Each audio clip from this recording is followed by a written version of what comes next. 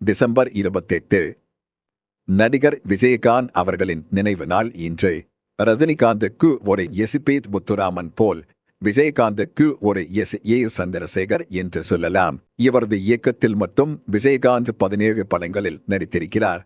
Aabavanan, RV. Udhayakumar பல புதுமுக இயக்குநர்களை திரைக்கு அறிமுகப்படுத்தி வைத்திருக்கிறார். விஜயகாந்த் தமிழை தவிர வேறு எந்த மொழி திரைப்படங்களிலும் நடிக்கவில்லை. புரட்சி கலைஞர் என ரசிகர்களால் கொண்டாடப்பட்ட விஜயகாந்தின் 100வது படமான கேப்டன் பிரபாகரன் மிகப்பெரிய வெற்றி பெற்றதை அடுத்து ரசிகர்கள் மத்தியில் கேப்டன் ஆக புரமோஷன் கிடைத்தது.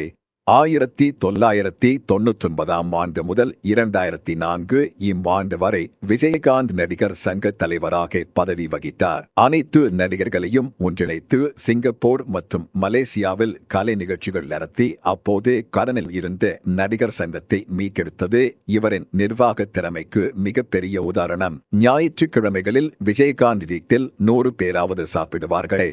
ஒவ்வொரு நாளும் அலுவலகத்திலும் அந்த அளவுக்கு சாப்பாடு நடக்கும். எல்லா தம்பி தங்கைகளுக்கும் திருமணம் செய்து கடமையை முடித்த போது விஜயகாந்துக்கு வயது 37 ஆகிவிட்டது.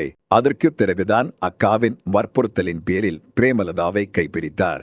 பாலே காலம் முதல் தோள் கொடுத்தவர் அவரது நண்பர் இப்ராஹிம் ராவுத்தர்.